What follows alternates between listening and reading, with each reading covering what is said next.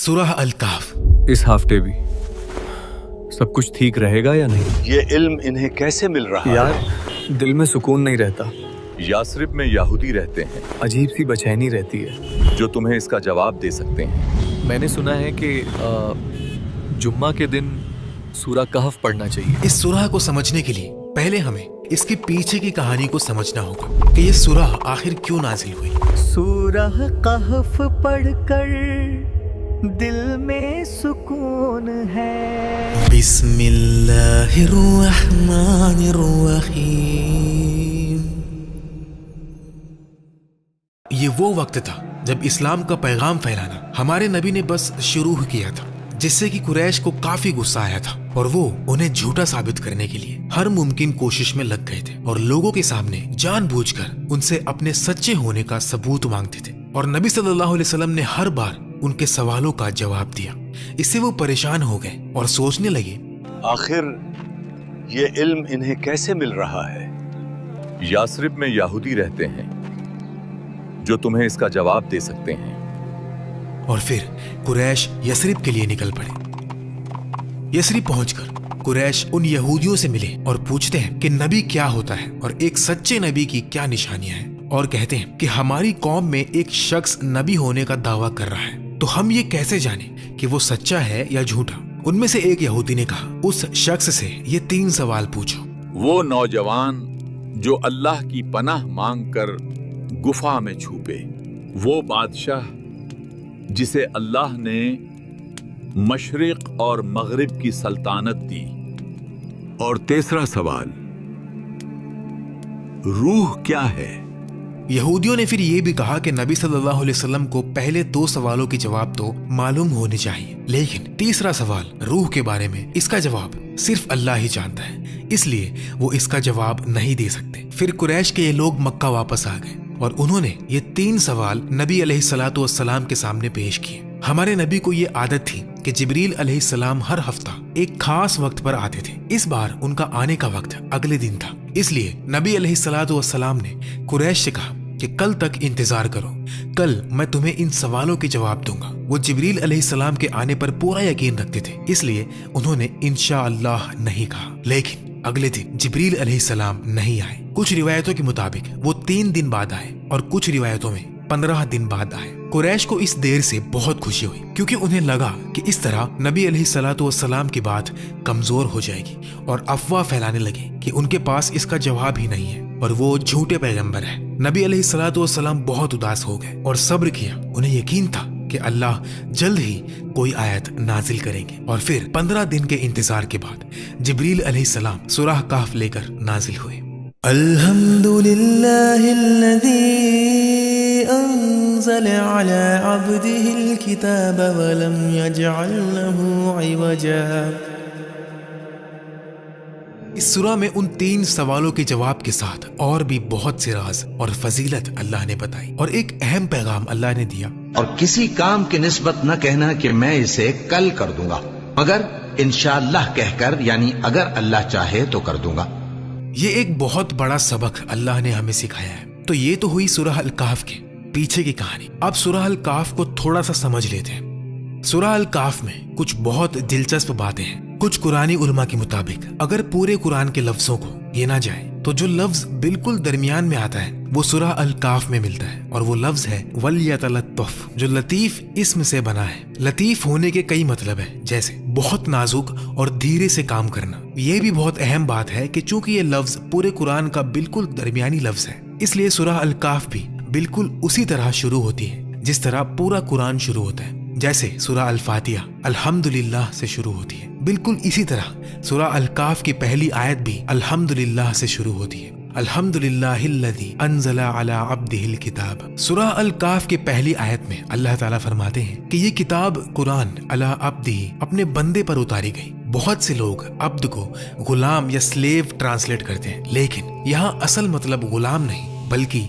बंदा या इबादत करने वाला है। किसी इंसान के लिए सबसे बड़ी तारीफ ये है कि वो अल्लाह का बंदा, अल्लाह का वर्शिपर हो। ये वो सबसे बुलंद मकाम है जो कोई इंसान हासिल कर सकता है। कोई इंसान तब तक इज्जत और बुलंदी नहीं पाता जब तक वो अल्लाह के सामने पूरी तरह झुक न जाए और खुद को नीचा ना समझे। और जो शख्स अल्लाह के सामने तवाज़ो की सबसे बुलंद मंजिल तक पहुंच गया वो हमारे नबी सल्लल्लाहु अलैहि वसल्लम है। जब अल्लाह ताला फरमाते हैं मेरा बंदा, तो ये किसी मखलूक के लिए अल्लाह की तरफ से सबसे बड़ी तारीफ और सबसे ऊंचा लफ्ज है। इस तरह नबी अलैहिस्सलातु वस्सलाम को मेरा बंदा कहकर अल्लाह ये बयान कर रहे हैं, ये मेरा वो बंदा है जिसने मेरा हक अदा किया जिस तरह किसी और ने मेरा हक अदा नहीं किया। वलम यजअल लहू इवजा, ये बयान साबित करता है कि कुरान और नबी अलैहिस्सलातु वस्सलाम की रिसालत एक दूसरे से जुड़े हुए हैं, क्योंकि अल्लाह ने फरमाया कि ये वो किताब है जो अपने बंदे पर उतारी गई, जैसे आयत नंबर 2 में साबित होता है। क़य्यिमन लियुनज़िर बअसन शदीदा,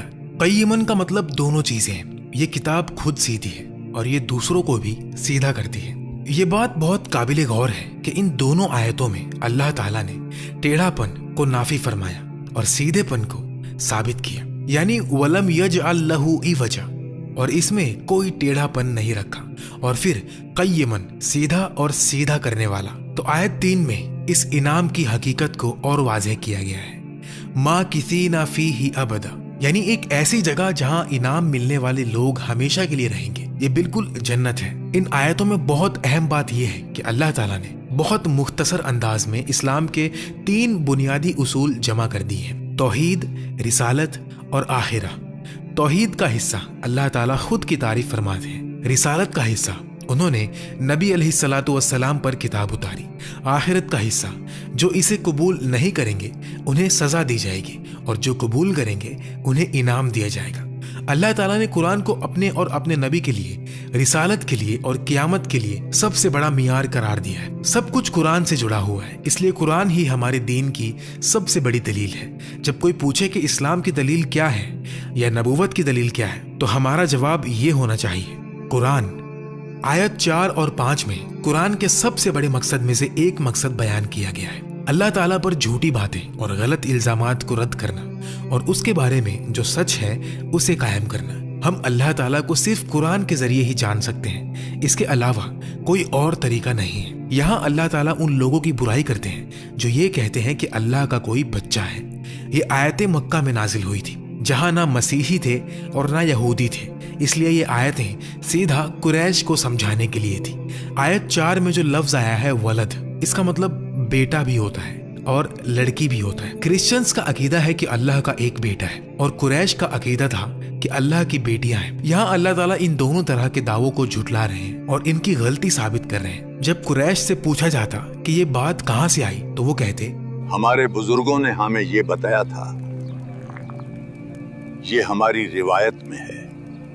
लेकिन आयत नंबर 5 में अल्लाह फरमाते हैं ना ये लोग कुछ जानते हैं और ना उनके बुजुर्गों को कुछ इल्म था। ये आयतें ये बात साबित करती हैं कि इस्लाम में सबसे बड़े गुनाहों में से एक गुनाह ये है कि कोई शख्स अल्लाह और उसके दीन के बारे में बेइल्मी से बात करे। दुनिया में कोई भी शख्स अपने बारे में बदजुबानी या झूठे इल्जामात सुनना पसंद नहीं करता। हमारे अंदर ये बात फितरी तौर पर है कि हम झूठ और बदजुबानी से नफरत करते हैं। जब हम पर झूठा इल्जाम लगाया जाए तो हम अपना दिफा करना चाहते हैं। ये जज्बा भी अल्लाह ने ही हमारे अंदर डाला है। अगर हमारा दुश्मन हमारे बारे में झूठ बोले या हम पर झूठा इल्जाम लगाए तो क्या हम उसके साथ नरमी और करम कर सकते हैं? नहीं, हम नहीं कर सकते। तो हमारे नबी अलैहिस्सलातु वस्सलाम ने इस बात को यूं वाज़ेह फरमाया, अल्लाह से ज्यादा सब्र करने वाला कोई नहीं। लोग उसके लिए बच्चे ठहराते हैं कि उसका बेटा या बेटियां हैं, फिर भी वो उन्हें सेहत और रिज्क देता रहता है। फिर सूरह अल-काफ की आयत नंबर 6 और 7 में फिर नबी अलैहिस्सलातु वस्सलाम को मुखातिब किया गया है, فَلَعَلَّكَ بَاخِعٌ نَفْسَكَ عَلَى آثَارِهِمْ إِن لَّمْ يُؤْمِنُوا بِهَذَا الْحَدِيثِ أَسَفًا إِنَّا جَعَلْنَا مَا عَلَى الْأَرْضِ زِينَةً لَّهَا لِنَبْلُوَهُمْ أَيُّهُمْ أَحْسَنُ عَمَلًا۔ लफ्ज बाखी बहुत गहरा लफ्ज है जिसका उर्दू में कोई बराबर लफ्ज नहीं है। इसका सीधा मतलब है गम और मायूसी से मर जाना या बहुत ज्यादा दुख से खुद को खत्म कर देना। यहाँ अल्लाह ताला नबी अलैहिस्सलाम को कह रहे हैं कि अगर आप इस तरह के दुख और गम में डूबते रहे तो शायद आप खुद को तबाह कर दोगे। लेकिन ये दुख उन्हें कहाँ से आ रहा है? अल्लाह ताला वाज़ेह करते हैं کہ یہ دکھ ان لوگوں کے لیے ہے جو اس پیغام یعنی قرآن پر ایمان نہیں لا رہے۔ یہ آیت بہت گہری ہے اور اس میں بہت سی باتیں سمجھ آتی ہیں۔ آیت کی فصاحت اتنی ہے کہ ایسے لگتا ہے جیسے نبی علیہ السلام ان کے پیچھے پیچھے چل رہے ہیں۔ وہ لوگ منہ موڑ کر چل دیتے ہیں اور رسول صلی اللہ علیہ وسلم ان کے پیچھے جا رہے ہیں اور بہت مایوس ہو رہے ہیں۔ وہ مایوس کیوں ہیں؟ کیا اس لیے کہ لوگوں نے ان کا انکار کیا؟ نہیں، اس لیے کہ لوگوں نے اللہ کا انکار کیا۔ یہ نبی علیہ السلام کی سنسیئرٹی دکھاتا ہے۔ ہم اکثر جب کسی کو دین کی دعوت دیتے ہیں تو اپنے ایگو کے لیے دیتے ہیں۔ جب بحث کرتے ہیں تو ہم خود جیتنا چاہتے ہیں، سچ جیتنا نہیں چاہتے۔ لیکن ہمارے نبی چاہتے تھے کہ سچ جیتے، خود نہیں۔ اللہ تعالیٰ نے باقی جیسا سخت لفظ استعمال کیا جس کا ابن عباس رضی اللہ تعالیٰ عنہ نے ترجمہ کیا کہ غم سے خود کو قتل کر دینا۔ یہ نبی علیہ السلام کے اپنی قوم کے لیے غم کو دکھاتا ہے، یہ ان کی اپنی قوم سے محبت کو ظاہر کرتا ہے۔ پھر اللہ تعالیٰ آیت 7 اور 8 پیش کرتے ہیں، اِنَّا جَعَلْنَا مَا عَلَى الْأَرْضِ زِينَةً لَهَا لِنَبْلُوَهُمْ أَيُّهُمْ أَحْسَنُ عَمَلًا وَإِنَّا لَجَاعِلُونَ مَا عَلَيْهَا صَعِيدًا جُرُزًا۔ تو اس آیت کے یہاں آنے کا سبب کیا ہے؟ وہ بھی اس آیت کے بعد جو رسول اللہ کو تسلی دے رہی تھی۔ علماء کہتے ہیں کہ یہ بالکل فطری بات ہے کہ انسان کے ذہن میں یہ سوال آتا ہے۔ قریش جو اللہ کا انکار کر رہے ہیں پھر بھی وہ دولت مند، طاقتور اور عزت والے کیوں ہیں؟ اس وقت یہ حال تھا جبکہ مسلمان ستائے جا رہے تھے، مظلوم اور کمزور تھے۔ اس حالت میں اللہ تعالیٰ بتاتے ہیں کہ ان کی یہ ساری دنیاوی زینت، سجاوٹ، خوبصورتی، اسباب زیب و زینت ان کے لیے امتحان ہے۔ پھر آیت 8 میں فرمایا اللہ تعالیٰ ان کی ساری دنیاوی چیزوں کو خالی اور بے حساب کر دیں گے، یعنی بالکل ختم کر دیں گے۔ آیت 7 اِنَّا جَعَلْنَا سے شروع ہوتی ہے، مطلب ہم نے یہ کیا ہے، ہم نے زمین پر جو کچھ ہے اسے زینت بنایا ہے۔ اور آیت 8 وَإِنَّا لَجَاعِلُونَ سے شروع ہوتی ہے، مطلب اور ہم اسے ضرور کسی اور حال میں بدل دیں گے یا ہم آگے کچھ اور کرنے والے ہیں۔ پہلی آیت کے جواب میں دوسری آیت یہ بتاتی ہے کہ زمین اور اس کی ساری چیزوں کا خاتمہ ہونا ہے۔ سعیدن جرزا کا مطلب ہے ایک بالکل سپاٹ، بے جنگل، بے ہرا، بے اپاج زمین جہاں نہ ہریالی ہو نہ کوئی پیداوار۔ اس طرح دنیا اور اس کی خوبصورتی وقت گزارنے والی ہے۔ ایک وقت آئے گا جب یہ سب کچھ ختم ہو جائے گا اور قیامت کے دن ایک نئی دنیا کی جگہ لے لے گی۔ کیا تم خیال کرتے ہو کہ غار اور لوح والے ہماری نشانیوں میں سے عجیب تھے؟ جب وہ نوجوان غار میں جا رہے تو کہنے لگے کہ اے ہمارے پروردگار، ہم پر اپنے ہاں سے رحمت نازل فرما اور ہمارے کام میں درستی کے سامان مہیا کر۔ تو ہم نے غار میں کئی سال تک ان کے کانوں پر نیند کا پردہ ڈالے رکھا، یعنی ان کو سلائے رکھا۔ پھر ان کو جگہ اٹھایا تاکہ معلوم کریں کہ جتنی مدت وہ غار میں رہے دونوں جماعتوں میں سے اس کی مقدار کس کو خوب یاد ہے۔ آیت نمبر 9، 10 اور 11 میں اصحاب کہف کی کہانی کا مختصر بیان کیا گیا ہے۔ اس کے بعد سورہ کے اگلے پیج اور آدھے حصے میں اسی کہانی کو تفصیل سے بیان کیا گیا ہے۔ اس طرح کہانی کو پہلے ایک طرح کی انٹروڈکشن کے ساتھ پیش کیا گیا ہے جو پہلے مختصر طور پر ساری بات بتا دیتی ہے، پھر اسے تفصیل سے کھول کر سمجھاتی ہے۔ اس انداز سے ایسا لگتا ہے کہ اللہ تعالیٰ نے قریش کے سوالوں کا جواب پچھلے چند مختصر لفظوں میں دے دیا اور پھر ان کے سوال سے کئی گنا زیادہ معلومات اور تفصیل عطا فرما دی۔ اللہ تعالیٰ کہانی کی شروعات ایک سوال سے کرتے ہیں، کیا تم سمجھتے ہو کہ اصحاب کہف اور الرقیم ہماری نشانیوں میں سے ایک عجیب نشانی تھی؟ یہاں اللہ تعالیٰ قریش سے سوال کر رہے ہیں کہ تم نبی علیہ السلام سے اصحاب کہف کے بارے میں سوال کر رہے ہو جیسے کہ یہ اللہ کی سب سے بڑی اور عجیب نشانی ہو۔ حقیقت تو یہ ہے کہ اصحاب کہف کی کہانی ایک چھوٹی سی بات ہے اور اس سے بہت بڑی اور عظیم نشانیاں ہیں جن کے بارے میں تمہیں سوال کرنا چاہیے تھا۔ اس کے علاوہ اللہ تعالیٰ یہ اشارہ بھی دے رہے ہیں قریش یہ ٹیسٹ لے کر محمد صلی اللہ علیہ وسلم کی نبوت کو ثابت کرنا چاہتے ہیں، جبکہ ان کی سچائی کی نشانیاں اس سے کئی گنا زیادہ ہے۔ نبی علیہ الصلوۃ والسلام کا اخلاق، ان کا سلوک اور قرآن خود، یہ سب کچھ اصحاب کہف اور ان کی کہانی سے بہت بڑا معجزہ ہے۔ لیکن قریش اس طرف توجہ نہیں دے رہے بلکہ چھوٹی موٹی باتوں کے بارے میں پوچھ رہے ہیں اور اللہ تعالیٰ انہیں مناسب جواب دیتے ہیں، وہ بھی ان کے سوچ سے کئی زیادہ تفصیل کے ساتھ۔ تو اصحاب کہف کون تھے؟ اس بارے میں علماء میں بہت اختلاف ہے۔ اسلامک دنیا کے کئی علاقوں کے لوگوں نے دعویٰ کیا کہ یہ لوگ ان کی اپنی تہذیب سے تھے۔ آخر میں یہ بات اللہ ہی بہتر جانتے ہیں کہ وہ کون تھے اور کہاں سے تھے۔ ہمیں اس کی پوری یقین سے معلومات نہیں ہے، कुछ लोगों का कहना है कि ये पहले के मसीही थे यानी क्रिश्चियंस थे। कुछ पहलुओं से ये बात सही लगती है, लेकिन एक मसला ये है कि अगर ये अर्ली क्रिश्चियंस होते तो मदीना के यहूदियों ने नबी अलैहिस्सलाम से उनके बारे में सवाल क्यों किया होता? वो तो एक सच्चे नबी की निशानी के तौर पर टेस्ट कर रहे थे। दूसरे लोग कहते हैं कि ये यहूदी थे जो ईरान या फारसी इलाके में रहते थे, क्योंकि वहाँ बादशाह ज़ोरोएस्ट्रियन था और कभी कभी यहूदियों पर जुल्म होता था। तो असहाबे काफ शायद यहूदी थे या फिर मसीही थे, लेकिन जो भी थे उन्होंने अल्लाह पर ईमान रखा था और अपने जमाने के सच्चे नबी पर ईमान रखा था, जबकि उनकी कौम बुत परस्त और मुशरिक थी। आयत नंबर 10 और 11 में कहानी का मुख्तसर बयान आता है। अल्लाह ताला फरमाते हैं, इद अवल फित्यतु इलल कहफि फक़ालू रब्बना आतिना मिन लदुनका रहमा व हय्यि लना मिन अमरिना रशदा फदरबना अला आज़ानिहिम फिल कहफि सिनीना अददा। फितिया का मतलब है वो नौजवान जो अपनी जवानी के पूरे जोर में थे, यानी फितियन, प्राइम ऑफ यूथ। शायद वो अपनी 20s की उम्र में थे। जब वो गुफा में दाखिल हुए तो उन्होंने सबसे पहले दुआ की, रब्बना आतिना मिन लदुनका रहमा व हय्यि लना मिन अमरिना रशदा। ये नौजवान लोग एक मुसीबत से भागकर पनाह तलाश कर रहे थे।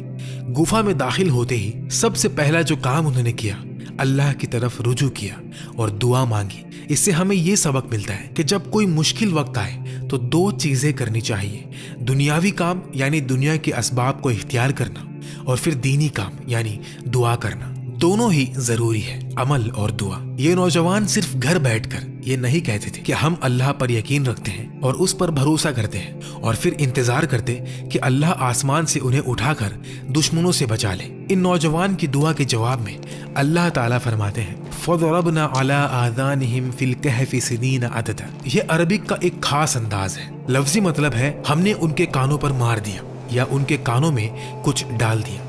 यहाँ इसका मतलब है कि अल्लाह ने उन्हें इतनी गहरी नींद सुला दी कि कोई भी आवाज कितनी भी जोर से हो वो नहीं जागते। अगर नींद हल्की हो तो थोड़ी सी आवाज से भी इंसान जग जाता है, लेकिन अल्लाह फरमाते हैं कि हमने उनके कानों पर पर्दा डाल दिया, वो कुछ भी नहीं सुन सकते थे। और ये नींद उन्होंने गुफा में कई सालों तक सोई। सिनीन अददा, ये लफ्ज बहुत ज्यादा सालों की तरफ इशारा करता है। ये तशदीद के लिए आया है, यानी बहुत सारे साल। तो ये थी सूरह अल काफ की शुरुआती 11 आयतों की तफसीर, या कह लें कि एक मुख्तसर सा सबक।